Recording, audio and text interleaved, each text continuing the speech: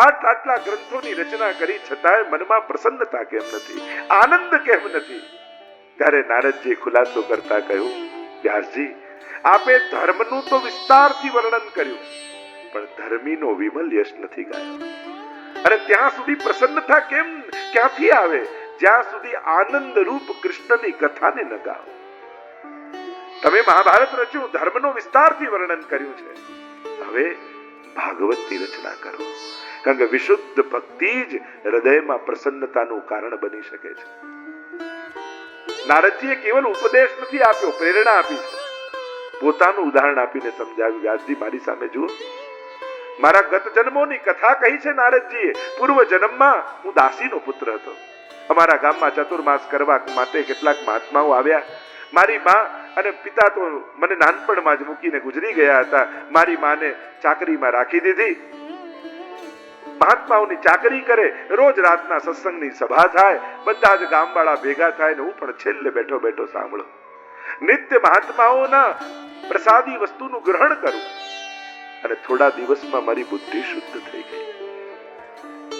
ક્યાં ચાતુર્માસ પૂરો થઈ ગયો ખબર ન પડી. અને હવે તો મહાત્માઓને જવાનો સમય આવી ગયો.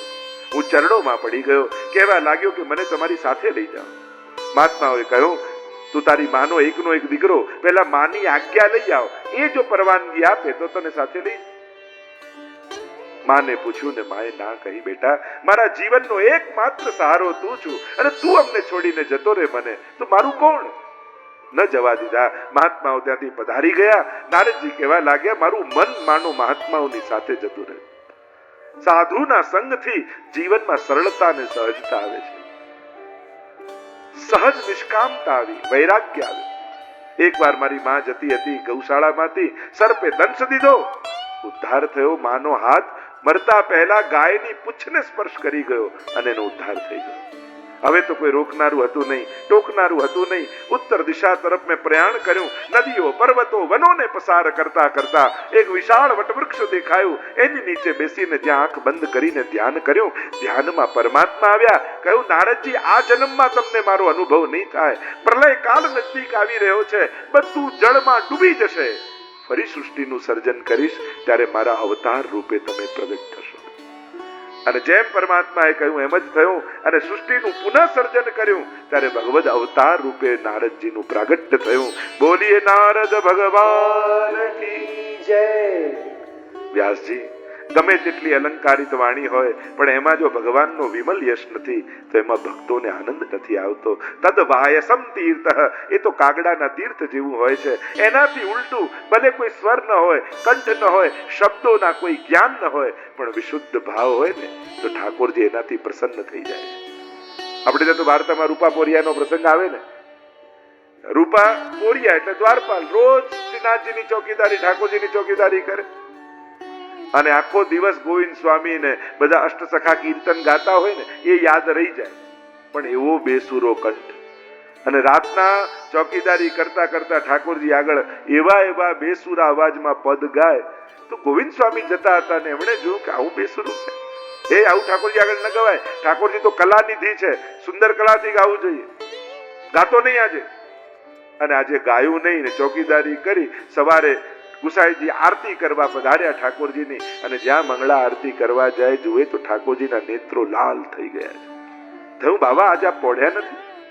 ના, આજે આખી રાત નીંદ ના આવી. કેમ? આ પેલા રૂપાએ ગાયું નહીં, એ રોજ ગાતો તો મને નીંદ આવી જતી. પૂછું, કેમ ન ગાયું રૂપા તે? મને તો ગોવિંદ સ્વામી ના પાડી એટલે ન ગાયું. ગોવિંદ સ્વામી કેમ ના પાડી? આ એવું બેસુરું ગાય ઠાકોરજીને શ્રમ પડે અને એટલે મેં ના પાડી. ઠાકોરજીને કહ્યું ગુસાઈજી કે બેસુરું ગાતો હતો એટલે ના કહી. ઠાકોરજી કે અચ્છા, એ ગાતો તો, હું તો વાર્તા સમજીને સાંભળતો હતો. અને સાંભળતા સાંભળતા સુઈ જાઉં. આવા અમારા ઠાકોરજી, આવા વિમલ યશનું ગાન એ જ પ્રભુની પ્રસન્નતાનું કારણ બને.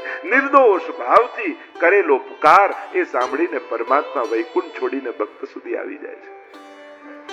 નારદજી કહેવા લાગ્યા, વ્યાસજી, તમારા હૃદયમાં ભાગવત બિરાજે છે, જેનું મહાત્મ્ય તમે પદ્મ પુરાણ ને સ્કંદ પુરાણમાં લખી ચૂક્યા.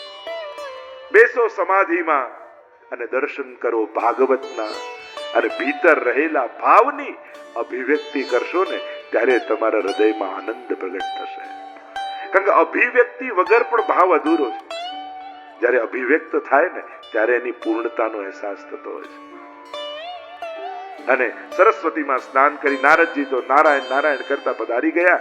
સરસ્વતીમાં સ્નાન કરી સમાધિમાં વિરાજ્યા છે. વ્યાસજી કહેવાય છે કે ગણપતિજી લખવા માટે બેઠા છે. ચર્ચાઓ ઘણી બધી કથાઓ કહેવામાં આવે. અને જ્યાં સમાધિમાં વ્યાસજી બિરાજમાન થયા અને ભાગવતના પ્રસંગો દેખાવા લાગ્યા. જો આપણે ત્યાં મંત્રો ઋષિઓ બનાવતા નથી. ઋષિ શબ્દનો અર્થ થાય ઋષય મંત્ર દ્રષ્ટારઃ. જેને ધ્યાનમાં મંત્રો દેખાય ને એને ઋષિ કહેવાય. આ ભાગવત એ સમાધિ ભાષા છે. મહાપ્રભુજી 3 ભાષા ભાગવતમાં માને છે. એક લૌકિક ભાષા, બીજી પરમત ભાષા અને ત્રીજી સમાધિ ભાષા. અને જે સમાધિ ભાષા છે એને પ્રમાણ રૂપ મહાપ્રભુજી માને છે. સમાધિ ભાષા વ્યાસસ્ય પ્રમાણમ તચ્ચતુષ્ટયમ. જે સમાધિમાં દર્શન કર્યું છે એ પ્રમાણ છે, એ વેદ રૂપ છે.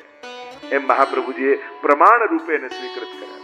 અને જ્યાં સમાધિમાં બિરાજમાન થયા, મહાભારતમાં કુરુક્ષેત્રનું મેદાન દેખાવા લાગ્યું. યુદ્ધ સમાપ્ત થઈ ચૂક્યું છે અને આખું મહાભારત કુરુક્ષેત્રનું મેદાન માનો વિશાળ સ્મશાન ઘાટ બની ચૂક્યું છે. કોઈના કપાયેલા ધડ, કોઈના કપાયેલા મસ્તક, કોઈના કપાયેલા હાથ, કોઈના કપાયેલા પગ પડ્યા. મડદાઓના ઢગલાઓ ખડકાયા છે. ચારે બાજુ દુર્ગંધ વ્યાપી રહી છે. સમડી અને ગિદ્ધ જેવા પક્ષીઓ આકાશમાં ઉડતા ઉડતા નીચે આવી મડદાઓના માંસના લોંદા ખેંચી ખેંચી આકાશમાં ઉડી રહ્યા. દૂર દૂર સ્ત્રીઓના રડવાના અવાજ સંભળાય છે. બાળકો અનાથ થયા છે, એને રડવાની કિકિયારીઓ સંભળાઈ રહી છે. ન જોવું ગમે એવું દ્રશ્ય સર્જાયું છે. અને મડદાઓના ઢગલામાં અશ્વત્થામા મડદાઓને ખસેડતો ખસેડતો પોતાના મિત્ર દુર્યોધનને શોધી રહ્યો છે. અને એટલામાં દૂરથી અવાજ સંભળાયો, મિત્ર! કાન ઊંચા થઈ ગયા અશ્વત્થામાના. આ તો દુર્યોધનનો અવાજ છે. અને એ દિશા તરફ દોડતો દોડતો દુર્યોધન પાસે પહોંચે છે. જુએ તો લોહીના ખાબોચિયામાં અંતિમ શ્વાસો ગણતો દુર્યોધન જ્યાં અશ્વત્થામાને જુએ, આંખમાં ચમક આવી ગઈ. મિત્ર, તું આવી ગયો? અરે તારી આવી દુર્દશા કોણે કરી? કહ્યું, ભીમે ગદાઓના પ્રહાર કરી કરી મારી જંઘાઓને ધ્વસ્ત કરી નાખી. દુર્યોધનને એવું વરદાન હતું કે કોઈ એક એવી વાત સાંભળે કે સાંભળતાની સાથે હર્ષ અને શોક, આ બંને લાગણી એક સાથે જો એને થાય તો એનું મૃત્યુ થઈ જાય. ત્યાં સુધી અંતિમ શ્વાસ ગણી રહ્યો છે. અશ્વત્થામાને જોઈને એક આશાનું કિરણ ઉગ્યું. કહેવા લાગ્યો, દુર્યોધન મિત્ર, મારી પાસે બહુ સમય નથી, મારી અંતિમ ઈચ્છા પૂરી કર. અશ્વત્થામા કે, શું છે તારી અંતિમ ઈચ્છા? એમની હાથમાં હાથ મૂકીને વચન આપ. હાથમાં હાથ મૂકીને વચન આપ્યું, તારી અંતિમ ઈચ્છા હું પૂરી કરીશ. બતાવો. અને ત્યારે દુર્યોધન કહે છે, મરતા પહેલા 5 પાંડવોના કપાયેલા મસ્તક જોવા માંગુ છું. સામી છાતીએ લડવાની તાકાત નથી અશ્વત્થામાની, પણ વચન આપે છે, કાલે સવારે સૂરજનું પહેલું કિરણ નીકળે એના પહેલા 5 પાંડવોના કપાયેલા મસ્તક લાવી તારા ચરણોમાં ફેંકે. વચન તો આપી દીધું, લડવું કઈ રીતે, મારવા કઈ રીતે? વિચાર કરતા કરતા થયું, છાવણીમાં રાત્રિના સમયે પાંડવો સૂતા હોય ત્યારે શિરચ્છેદ કરી અને મસ્તક લઈને આપું દુર્યોધન. ભગવાન જાણી ગયા. 5 પાંડવોને કહ્યું, ચાલો મારી સાથે યમુનાજીના તટ ઉપર, મારે તમારી જોડે મંત્રણા કરવી છે. 5 પાંડવ તો ગયા, પણ પાંડવોના યુવાન 5 પુત્રો પાંડવોની જગ્યાએ સૂતા છે. લુપાતો છુપાતો દુર્યોધનના વચનને નિભાવવા માટે અશ્વત્થામા ખુલ્લું ખડગ લઈ પાંડવોની છાવણીમાં પ્રવેશ કરે છે. અંધારાનો સમય અને યુવાન પુત્રો બિલકુલ પાંડવો જેવા. થયું કે પાંડવો સૂતા છે. સૂતા પાંડવો પુત્રોના શિરચ્છેદ કરી પોટલામાં 5 મસ્તક બાંધી દોડ્યો અશ્વત્થામા. ભાગતા ભાગતા ભાગતા ભાગતા સૂરજનું પહેલું કિરણ નીકળવાની તૈયારી, પહોંચ્યો દુર્યોધન પાસે. દુર્યોધન, મેં મારું વચન નિભાવી દીધું, 5 પાંડવોના મસ્તક કાપીને લઈ આવ્યો.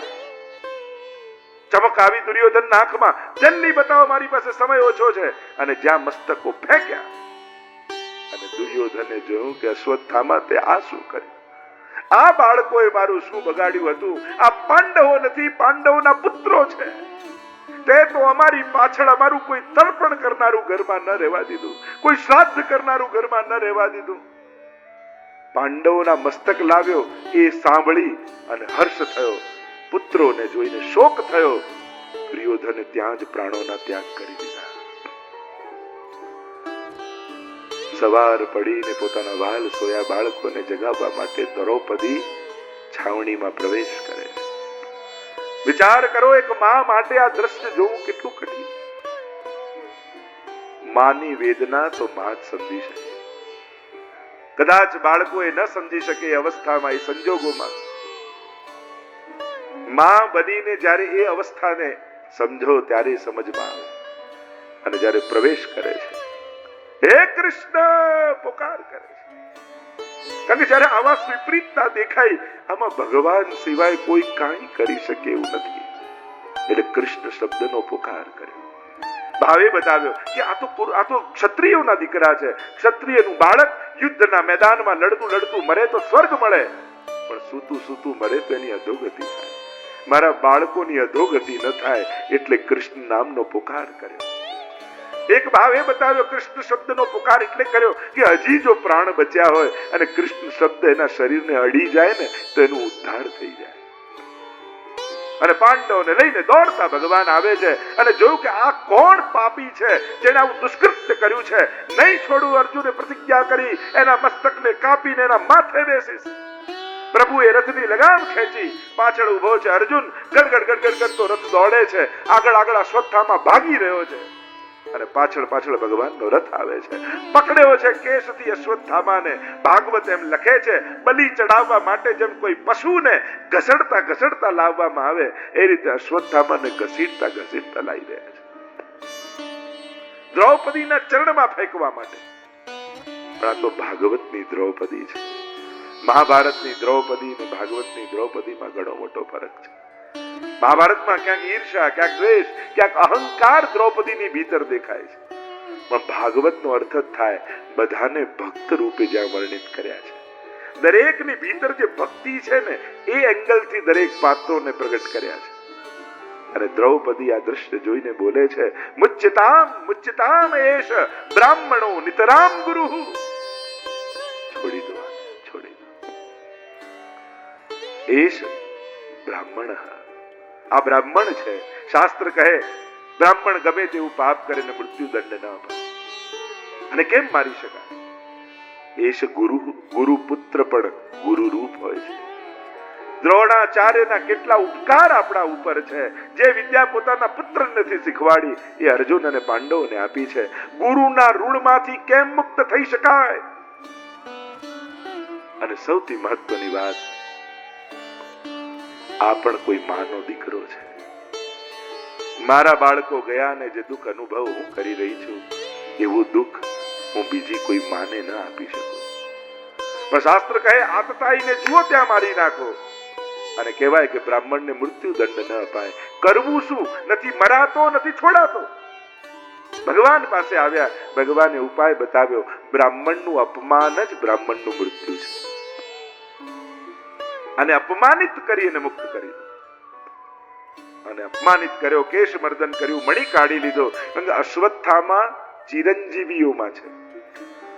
આપણે ત્યાં 8 ચિરંજીવી એમ માનવામાં આવે. અશ્વત્થામા, બલિર્વ્યાસો, હનુમાશ, વિભીષણ, કૃપઃ, પરશુરામશ્ચ, સપ્તૈતે ચિરંજીવીન અને 8મા માર્કંડે ઋષિ. એટલે જો આજે વલ્લભકોના જન્મદિવસ આદિ હોય ત્યારે માર્કંડે પૂજા કરવામાં આવે. એ માર્કંડે પૂજા શું છે? આ અષ્ટ ચિરંજીવીઓની પૂજન કરવામાં આવે જેથી દીર્ઘાયુ પ્રાપ્ત થાય. એટલે આ માર્કંડે પૂજાનો ક્રમ છે. મહાભારતના યુદ્ધમાં તમે જુઓ ને તો તમે જોવા જાઓ તો કૌરવ સેનામાં ગણતરી કરવા જાઓ તો લાગે જ નહીં કે પાંડવ જીતવાના છે. સામે કેવા અશ્વત્થામા, કૃપાચાર્ય એ પણ ચિરંજીવી. દ્રોણાચાર્યને કોઈ મારી ન શકે અને ભીષ્મજીને ઈચ્છા મૃત્યુનું વરદાન. આવા તો ચિરંજીવીઓ સામે છે, છતાંય હાર્યા. કેમ? કારણ કે બધા બળવાન હતા પણ કૃષ્ણ સાથે નહોતો. પાંડવોનો વિજય તો ત્યારે જ લખાઈ ગયો જ્યારે સેના દુર્યોધન લઈ ગયો અને કૃષ્ણ અર્જુનને મળ્યા. કારણ કે યત્ર યોગેશ્વર કૃષ્ણ યત્ર પાર્થો ધનુર્ધર તત્ર શ્રી વિજયો ભૂતિર ધ્રુવાનિતિર. જ્યાં કૃષ્ણ છે ત્યાં. એટલે એટલા માટે વૈષ્ણવો તમારી સાથે કેટલું ટોળું ભેગું છે એ આજુબાજુ ન જોતા, ભગવાન બાજુમાં છે કે નહીં એ વારે ઘડીએ ચકાસતા રહેજો. પ્રભુ મારી સાથે છે કે નહીં, કારણ ટોળો વિજય નથી અપાવતો, ભગવાનની શરણાગતિ વિજય આપે છે, ભગવાનનો સાથ વિજય આપે છે, ભગવાનનો આશીર્વાદ વિજય અપાવે છે. પાંડવો સાથે ભગવાનના આશીર્વાદ છે, કારણ કે ત્યાં ધર્મ છે. અહીંયા અશ્વત્થામાને મુક્ત કર્યો છે. અપમાનની અગ્નિમાં બળવા લાગ્યો અશ્વત્થામા, નહીં છોડું આ પાંડવોને. વિચાર કર્યો શું કરું, અને બ્રહ્માસ્ત્રનું આહ્વાન કર્યું. અને બ્રહ્માસ્ત્રનું આહ્વાન કરીને વિચાર કરવા લાગ્યા અશ્વત્થામા, કોને મારું? આ અમોઘ બાણ જે ક્યારે ખાલી નહીં જાય. કૃષ્ણ તરફ છોડું, યુધિષ્ઠિર તરફ છોડું, ભીમ તરફ છોડું, અર્જુન તરફ છોડું, કોને મારું? અને જ્યારે મનમાં પાપ પ્રવેશે ને પછી માણસના વિચારોનું સ્તર છેક નીચે જતા પણ અટકતું નથી. કેવા સ્તરે માણસ જતો રહે એ પછી પોતાની જાતને રોકી શકતો નથી. વિચાર કરતા કરતા બ્રાહ્મણનો દીકરો દ્રોણાચાર્યનો પુત્ર આવો વિદ્વાન અશ્વત્થામા વિચાર કરે છે, ઉત્તરાના ગર્ભમાં પાંડવોનું છેલ્લું બીજ જીવી રહ્યું છે, અને જો એ ગર્ભનો નાશ કરી નાખું તો પાંડવ કુળ નિર્વંશ બની જાય. અને આમ વિચાર કરી જે જન્મ્યો એ નથી એને મારવાનો વિચાર અશ્વત્થામાને આવ્યો. બ્રહ્માસ્ત્ર લઈ અને તાક્યું છે તીર ઉત્તરાના ગર્ભ તરફ. કરોડો સૂર્યો બાળવા આવતા હોય એ ઉત્તરા ગભરાવા લાગી, જાણે મારું ગર્ભ બળી જશે. મને મારી ચિંતા નથી, પાંડવ કુળનું અંતિમ બીજ મારી કુખમાં છે, એ સમાપ્ત ન થઈ જાય, મને એની ચિંતા છે. પાહી પાહી મહાયોગિન દેવ દેવ જગતપતે નાન્યમ તદ ભયમ પશ્યે યત્ર મૃત્યુ પરસ્પરમ. ઉત્તરા પુકાર કરે છે.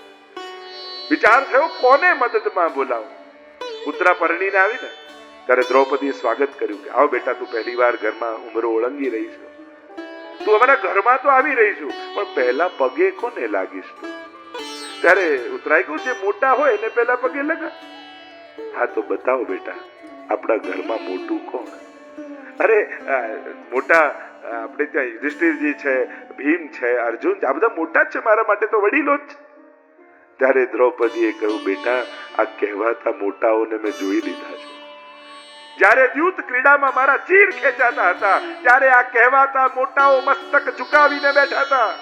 બેટા જીવનમાં કોઈ વિપત્તિ આવે ને તો આ સમર્થ લોકોના ચરણે ન પડતી, પુકાર કરજે કૃષ્ણનો, બચાવનારો એ જ એકમાત્ર છે. અને આ વાત જ્યારે ઉત્તરાને યાદ આવે છે ત્યારે કૃષ્ણના નામનો પુકાર કરે છે. પાહી પાહી મહા, કારણ કે બચાવી શકે ને એને જ બોલાવાય. આવીને આશ્વાસન આપે એ શું કામના? મોટા ભાગે આપણે એવા લોકોના શરણે જઈએ છે જે આશ્વાસનથી વધારે કાંઈ કરી શકે એમ નથી હોતા. બચાવવાનું સામર્થ્ય તો કેવલ ને કેવલ ઈશ્વરમાં છે. અને જ્યારે પ્રભુના નામનો પુકાર કરે છે ત્યારે પરમાત્મા અંગુષ્ઠ માત્રનું રૂપ ધારણ કરી ઉત્તરાના ગર્ભમાં પ્રવેશ કરે છે. સુદર્શન લઈને ચારે બાજુ ગર્ભની રક્ષા પરમાત્મા સ્વયં કરી રહ્યા છે. અને ગર્ભમાં રહેલું આ બાળક જન્મ્યું નથી એના પહેલા ભગવત દર્શન કરી રહ્યું છે. હજી આંખે ખુલવી ન હોય અને ત્યારે ભગવાનના દર્શન થઈ જાય, આનાથી મોટું સૌભાગ્ય શું હોય? હજી કાન ફૂટ્યા ન હોય, ઈંડામાંથી બહાર નીકળ્યું હોય અને ત્યારે કર્ણમાં કથારૂપ કૃષ્ણ મળી જાય એવા સુખદેવજી, અને આંખ ખુલી ન હોય એના પહેલા ભગવત દર્શન થાય એવા પરીક્ષિત. અને આ બંને જ્યારે ભાગવતને કેન્દ્રમાં રાખીને ચર્ચા કરતા હોય ત્યારે અધ્યાત્મની કેવી ઊંચાઈની વાત હશે. ચારે બાજુ જુએ છે કે આ કોણ મારી રક્ષા કરી રહ્યું છે. પરિઈક્ષતિ ઇતિ પરીક્ષિત, જે ચારે તરફ પરમાત્માને જુએ છે એ જ પરીક્ષિત છે. પ્રભુએ રક્ષા કરી. અને જ્યારે પ્રભુએ બાળકનો જન્મ થઈ ગયો, સ્વસ્થ બાળક છે, એ તો કેવું મરી ગયું હતું ને ભગવાનને જીવિત કર્યું. એટલે કે ગર્ભમાં મરેલાને જીવિત કરે તો મરવાની ક્ષણે ભગવાન એને અમર કરી દે, એમાં શું આશ્ચર્ય છે? કારણ કે જ્યારે ગર્ભમાં જન્મનો સમય હતો ત્યારે મરી ગયેલા એને જન્મ આપ્યો, તો ભગવાન મૃત્યુ પણ બગડવા નથી દેતો. જે જીવ એમ માને કે પ્રભુ કૃપાથી બધું મળ્યું છે, પ્રભુ એ ભક્તનો ક્યારે નાશ નથી થવા દેતો. અરે એના સંસારને પણ સુરક્ષા ભગવાન કરે છે, એના ભાવની તો રક્ષા કરે છે. ભગવાનની ભક્તિ કરનારમાં ભગવાન એના વંશજોની પણ રક્ષા કરતો હોય છે. નહીં તો પરીક્ષિતે ક્યાં કઈ પુણ્ય કર્યું છે, કયું એવું સત્કર્મ કર્યું છે? પણ ભક્તનો વંશ છે. જે જીવ ભગવાનના શરણમાં જાય ને, મેં પહેલા જ કહ્યું, પૂર્વજોનો ઉદ્ધાર થાય અને સંતતિની પણ રક્ષા થાય. એટલે પરીક્ષિત મહારાજ પણ દશમ સ્કંદમાં યાદ કરે છે આ બધું. પિતા મહામે સમરે મરંજયૈ દેવ વ્રતાદ્યા તીર્થૈસ્તિ મંગલૈ દુરત્યયમ કૌરવ સૈન્ય સાગરમ કત્વા તરણ વત્સ પદમ સ્મયત પ્લવાહ. મારા પૂર્વજો ઉપર પરમાત્માની કેવી કૃપા હતી. અને એટલા માટે ભક્તોએ ક્યારે પણ પોતાના વડીલોનું વિસ્મરણ નહીં કરવું. કારણ કે એમની આપણા પુરુષાર્થથી આપણે સુખી નથી, વડીલોના પુણ્યથી આપણે સુખી છીએ. આપણા પર જે ઠાકોરજીની કૃપા છે એની પાછળ આપણા વડીલોએ ફેરવેલી માળા છે, એમણે વડીલોએ કરેલા સત્કર્મો છે, એને કારણે ઠાકોરજી આપણી જોડે ઊભા છે.